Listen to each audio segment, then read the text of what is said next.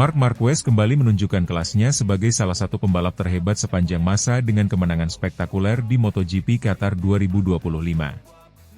Berlaga di sirkuit Lusail yang terkenal menantang, pembalap berjuluk The Baby Alien tak hanya tampil luar biasa dalam balapan utama, tetapi juga menyapu bersih kemenangan di sprint race. Namun, di balik performa brilian ini, ada sosok yang berjasa besar dan berperan krusial dalam membentuk strategi kemenangan Marquez, yakni pelatih balap tim Lenovo Ducati, Manuel Poggiali. Menjelang balapan di Qatar, Marquez sempat diliputi keraguan. Lusail bukanlah trek favoritnya, dan dalam beberapa kesempatan sebelumnya, hasilnya cenderung kurang mengesankan. Namun, semua itu berubah berkat pendekatan inovatif yang diterapkan oleh timnya, terutama sang pelatih Manuel Poggiali. Poggiali, mantan juara dunia kelas 125cc dan 250cc, kini menjadi otak di balik strategi Ducati dalam membekali para pembalapnya dengan analisis lintasan tingkat tinggi. Dalam wawancara yang dikutip dari corsedimoto.com, ia mengungkapkan pendekatan baru yang digunakan untuk mendongkrak performa para pembalap, yakni dengan memanfaatkan kamera sebagai alat bantu analisis yang sangat detail. Poggiali menjelaskan bahwa timnya secara khusus memasang sejumlah kamera di beberapa tikungan penting sirkuit Lusail. Tikungan-tikungan tersebut bukan dipilih secara sembarangan, melainkan berdasarkan karakteristik teknis yang menjadi kunci dalam menjaga kecepatan dan stabilitas motor. Salah satu fokus utama adalah tikungan 7 dan 8, di mana kamera digunakan untuk memantau titik pengereman setelah tikungan 6, hingga ke cara terbaik masuk ke tikungan 7, serta perubahan arah di tikungan 8. Hasil rekaman kemudian dianalisis bersama Marquez, yang sangat responsif terhadap data tersebut. Kami memposisikan kamera untuk menganalisa lintasan, lalu membahasnya dengan para pembalap, jelas Poggiali. Jadi, kami bisa mengetahui titik pengereman, garis masuk, dan perubahan arah terbaik. Ini membantu kami membuat keputusan teknis yang presisi. Tak berhenti sampai di situ, 2 kamera tambahan juga dipasang di tikungan 12, salah satu tikungan tercepat di sirkuit tersebut. Di sana, fokus utama adalah menentukan titik masuk dan keluar yang optimal, memungkinkan Marquez menjaga momentum dan kecepatan di bagian krusial lintasan tersebut. Pendekatan berbasis video ini tampaknya menjadi senjata rahasia Ducati musim ini. Selain Marquez, pembalap andalan mereka lainnya, Francesco Bagnaia, juga memanfaatkan rekaman video dari sesi latihan bebas kedua, FP2, untuk memperbaiki garis balap dan gaya mengemudinya. Dengan analisis visual ini, para pembalap bisa lebih mudah memahami kesalahan, sekaligus mencari solusi lebih cepat dibanding hanya mengandalkan data telemetri biasa. Menurut Poggiali, metode ini membawa dampak signifikan, terutama dalam menciptakan pemahaman lintasan yang lebih mendalam. Bukan hanya aspek teknik motor, tetapi juga keputusan-keputusan mikro yang diambil saat membalap, seperti memilih jalur lebih dalam, menunda pengereman, atau mempercepat pembukaan gas keluar tikungan. Performa luar biasa Marquez di Qatar langsung mendapat pujian dari berbagai pihak, termasuk dari General Manager Ducati Corse, Gigi Dall'Igna. Baginya, kemenangan Marquez bukan hanya soal kecepatan, tetapi juga soal kecerdasan dan manajemen balapan yang nyaris sempurna. Melibas 2 putaran terakhir seperti yang dia lakukan kemarin sungguh membuktikan dia memang spesial, ujar Dall'Igna. Saya pikir, dia mengatur balapannya dengan sangat baik. Dia benar-benar cerdas. Pujian dari bos besar Ducati tersebut tak lepas dari cara Marquez mengontrol ritme balapan, mengetahui kapan harus menekan dan kapan harus menjaga ban. Semua ini menunjukkan bahwa adaptasi Marquez dengan Ducati berjalan lebih cepat dari yang diperkirakan banyak pihak. Keberhasilan Marquez di Qatar menjadi bukti bahwa sinergi antara pembalap, pelatih, dan tim teknis berjalan sangat solid.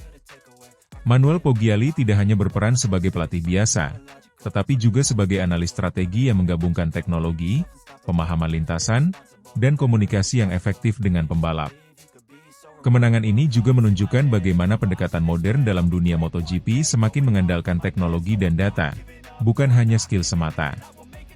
Dan Marc Marquez, dengan segala pengalamannya, tahu betul bagaimana memanfaatkan setiap informasi yang diberikan tim untuk meraih hasil maksimal. Dengan kemenangan ini, Marquez resmi mengirim sinyal kuat kepada seluruh pesaing bahwa dirinya belum habis, justru sedang berada di fase kebangkitan baru bersama Ducati. Jika kerjasama dengan Poggiali dan tim terus terjaga seperti ini, tak menutup kemungkinan The Baby Alien akan kembali merajai kejuaraan dunia musim ini. MotoGP 2025 baru 4 seri dimulai, namun Ducati, lewat Marquez dan pendekatan inovatif timnya, sudah menunjukkan bahwa mereka bukan hanya cepat, tetapi juga sangat cerdas.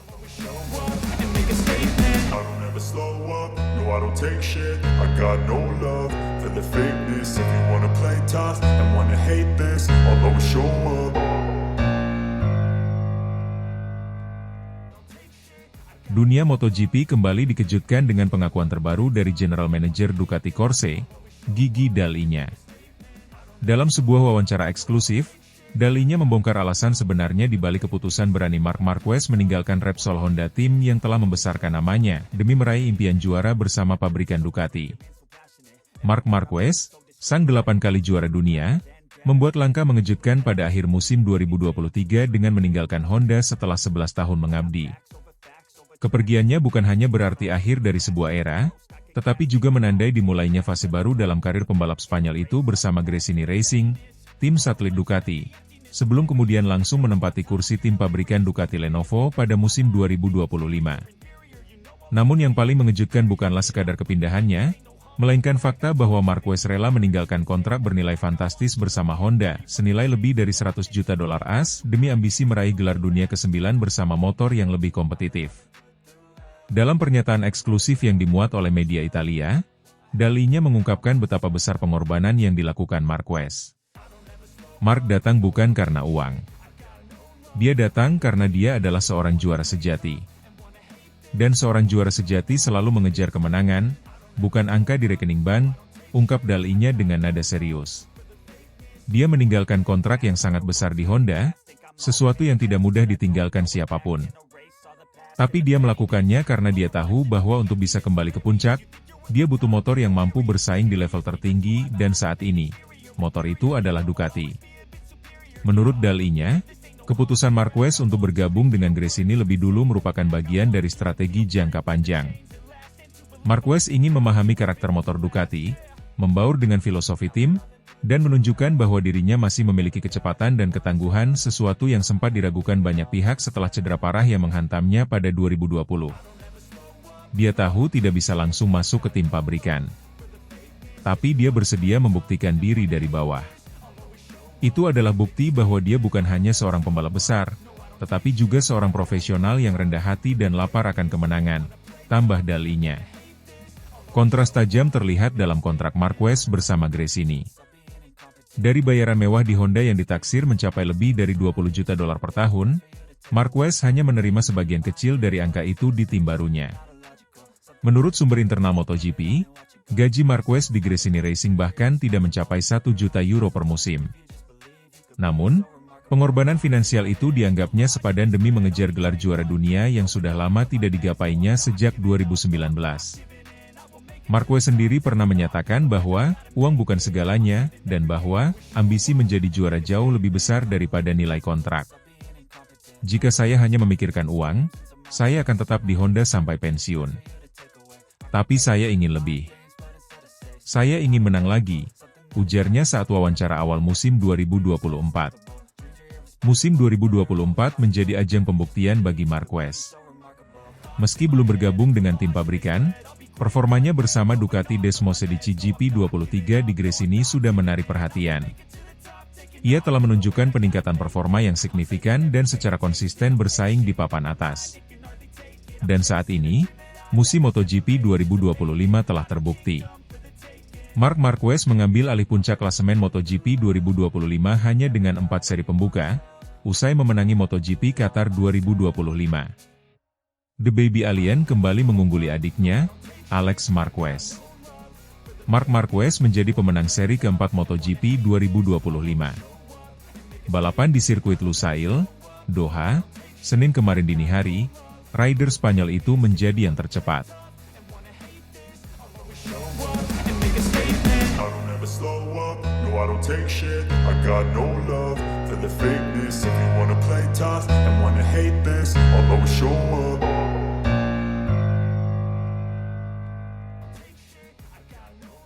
Kemenangan gemilang Marc Marquez di seri keempat MotoGP 2025 menyisakan cerita panas di balik lintasan. Pembalap Ducati Lenovo tersebut tampil memukau dalam balapan utama MotoGP Qatar 2025, Senin kemarin dini hari waktu Indonesia Barat. Namun bukan hanya selebrasi kemenangan yang menjadi sorotan.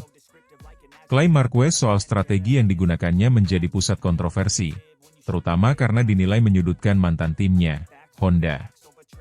Dalam pernyataan usai balapan, Marquez menyebut bahwa kemenangan itu adalah buah dari strateginya sendiri, sebuah keputusan personal yang diambil tanpa intervensi siapapun. Padahal, strategi serupa pernah diterapkan bersama Honda dalam beberapa musim sebelumnya.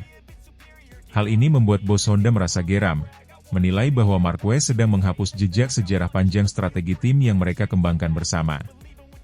Saya sengaja menahan di awal, saya tahu ritme saya akan lebih baik di akhir. Jadi saya simpan ban, simpan tenaga, lalu gaspol 5 lap terakhir. Strategi itu dari saya sendiri, dan ternyata berhasil, ucap Marquez penuh percaya diri di paddock Ducati sesaat setelah mengangkat trofi. Komentar tersebut langsung menimbulkan reaksi keras dari beberapa pihak internal Honda Racing Corporation, HRC. Seorang sumber internal yang menyebut bahwa strategi, tahan di awal, serang di akhir, bukan hal baru bagi Marquez, dan sejatinya adalah pendekatan khas Honda selama bertahun-tahun. Kami tidak bisa hanya dia mendengar komentar itu. Strategi itu bukan miliknya. Itu hasil diskusi panjang, data, riset, dan simulasi selama bertahun-tahun bersama kami. Menyedihkan melihat dia seolah lupa akan hal itu, ujar Alberto Puig, menyiratkan kekecewaan mendalam dari kubu Honda. Balapan di sirkuit Lusail berjalan menegangkan sejak lampu hijau menyala. Marquez tampak malas di beberapa lap pertama. Ia bahkan sempat keluar dari 5 besar dan disalip oleh nama-nama seperti Francesco Bagnaia, Maverick Vinales, hingga Franco Morbidelli. Banyak pengamat mengira Marquez sedang kesulitan menemukan grip atau setelan motor yang sesuai. Namun di paruh kedua lomba, khususnya di 5 lap terakhir, Marquez tiba-tiba meledak. Dengan gaya khas agresif namun terkalkulasi, ia mulai menyusul satu persatu rivalnya. Ban belakang Ducati Desmosedici GP24-nya tampak masih menyimpan traksi lebih dibanding kompetitor. Bagnaia yang sempat memimpin harus mengakui keunggulan The Baby Alien. Vinales juga sempat menekan Marquez di 2 lap terakhir, tetapi justru kehilangan momentum saat masuk tikungan tajam sektor 3. Vinales finish kedua, namun karena penalti yang diterimanya, posisinya digeser Bagnaia ke urutan 2, dan Morbidelli mengisi posisi ketiga. Bagi penggemar lama MotoGP, terutama masa kejayaan Marquez di Honda, strategi semacam ini bukan hal baru. Pada musim 2018 dan 2019, Marquez kerap menggunakan pendekatan yang sama, membaca balapan dengan sabar, menjaga ban tetap optimal, lalu menyerang dengan agresif di saat para rival mulai menurun performanya. Kunci dari strategi tersebut adalah pemahaman mendalam soal konsumsi ban, suhu lintasan, dan ritme balap. Di masa itu, HRC memiliki tim data engineer yang sangat mumpuni dalam membantu Marquez menyiapkan rencana balap. Bahkan, mantan kepala kru Marquez di Honda, Santi Hernandez, pernah mengatakan bahwa tiap strategi adalah hasil dari kerja kolektif antara pembalap, tim teknis, dan analis. Tak heran jika klaim Marquez bahwa itu adalah strategi pribadi dianggap sebagai penyangkalan kontribusi tim masa lalunya. Bos Honda Alberto Puig, dalam wawancara dengan media Spanyol, menyatakan bahwa komentar Marquez menyakitkan. Ia mengingatkan bahwa Marquez menjadi pembalap hebat bukan hanya karena bakat alaminya, tetapi karena kolaborasi tim yang kuat di belakangnya. Saya tidak ingin menanggapi secara emosional. Tapi saya kecewa. Kami mencurahkan segalanya untuk karirnya. Kami membentuknya, kami mengembangkan strateginya, kami berdiri bersamanya dalam masa-masa cedera. Dan sekarang dia menyebut semua itu sebagai inisiatif pribadi. Saya rasa dia lupa bagaimana kami bekerja selama ini, ucap Puig. Menanggapi respons tersebut, Marquez tampak tenang. Dalam wawancara lanjutan dengan media Spanyol Marca, dia menegaskan bahwa meskipun pernah menggunakan strategi serupa di masa lalu, keputusan saat balapan sepenuhnya ada di tangannya. Strategi itu mungkin terdengar familiar, tapi bukan berarti saya tidak punya kendali. Di lintasan, saya yang membuat keputusan. Saya tahu apa yang saya lakukan di Qatar adalah hal yang saya rencanakan sendiri, tanpa intervensi radio, tanpa diskusi panjang di pit. Saya pembalap, saya punya insting, dan itu yang saya pakai, tegasnya. Marquez kini menjadi pusat perhatian Ducati. Setelah bergabung awal musim 2025, performanya makin stabil, dan kemenangan di Qatar menjadi bukti bahwa ia masih salah satu pembalap terbaik di dunia. Ducati tampak mendukung penuh gaya balap Marquez yang agresif namun penuh perhitungan. Manajer tim Ducati Lenovo, Davide Tardozzi, menyambut hangat kemenangan Marquez dan tak terlalu memusingkan pernyataannya. Kami membiarkan pembalap kami bicara apa adanya. Jika dia merasa itu keputusannya, kami hargai. Yang penting, dia menang. Itu saja, ujarnya. Drama kemenangan Marquez di Qatar tak hanya menandai kebangkitan sang juara dunia 6 kali di MotoGP, tapi juga membuka babak baru konflik emosional antara sang rider dan tim yang dulu membesarkannya. Strategi, seperti halnya kemenangan, memang tak pernah sesederhana kelihatannya.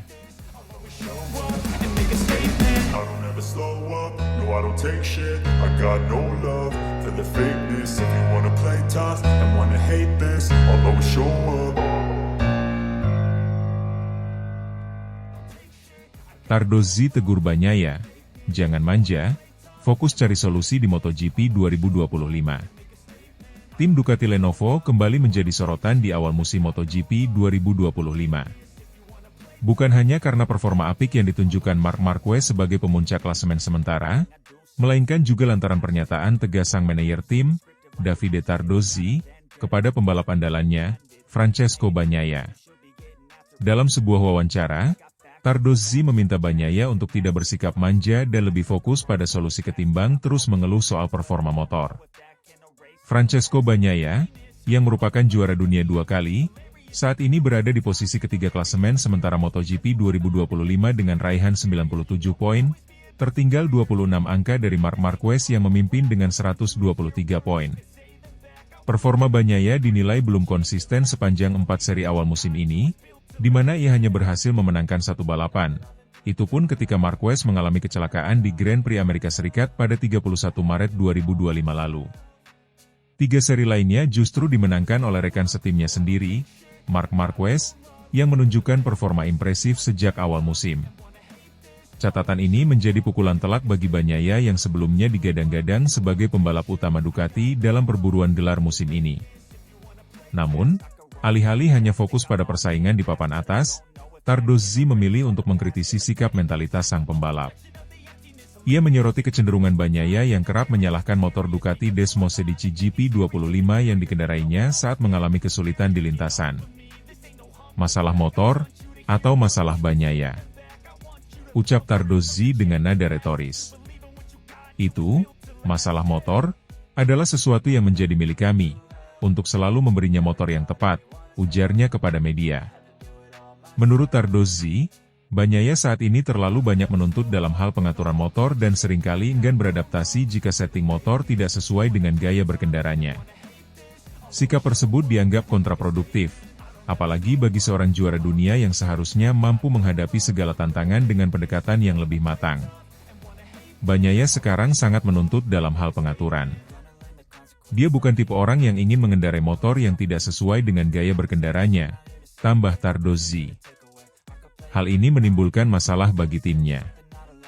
Akhirnya, kami harus terus mencari solusi, terutama untuk balapan hari Minggu. Lebih lanjut, Tardozzi mengungkapkan bahwa tim Ducati masih berupaya mengatasi beberapa kendala teknis yang kerap dialami Bagnaia, terutama terkait keseimbangan motor dan kapasitas tangki bahan bakar yang dianggap terlalu kecil. Namun ia menekankan bahwa keterbatasan teknis seharusnya tidak menjadi alasan untuk menyerah atau mengeluh secara terus-menerus. Kami masih punya masalah dengannya, dengan keseimbangan motor, dengan tangki bahan bakar yang kecil. Itu menimbulkan beberapa masalah, jelasnya. Dalam pandangan Tardozzi, seorang pembalap top seperti Bagnaia seharusnya bisa mengelola kesulitan tersebut dengan bijak, bukan menjadikannya alasan utama atas performa yang kurang maksimal. Mentalitas juara, menurutnya, terletak pada kemampuan untuk menghadapi situasi sulit dengan kepala dingin dan sikap positif. Tetapi Bagnaia harus berpikir bahwa dia adalah seorang juara, dia harus mengelola masalah, tegas Tardozzi. Ada satu hal yang harus kita kerjakan bersamanya, jangan pikirkan masalahnya, kelola masalahnya. Motor ini punya banyak kelebihan, gunakanlah. Pernyataan ini bukan hanya menjadi pesan bagi Bagnaia secara pribadi, namun juga isyarat bagi seluruh tim Ducati bahwa tantangan musim ini bukan hanya berasal dari luar, tetapi juga dari dalam. Dalam dunia balap motor yang begitu kompetitif, kerja sama tim, adaptasi, dan mentalitas menjadi faktor penentu yang tak kalah penting dari kecepatan dan teknologi. Sementara itu, Bagnaia sendiri belum memberikan tanggapan resmi atas pernyataan Tardozzi tersebut. Namun publik dan para penggemar MotoGP tentu berharap sang juara dunia 2 kali itu bisa segera bangkit dan menunjukkan kualitas sejatinya di sisa musim ini.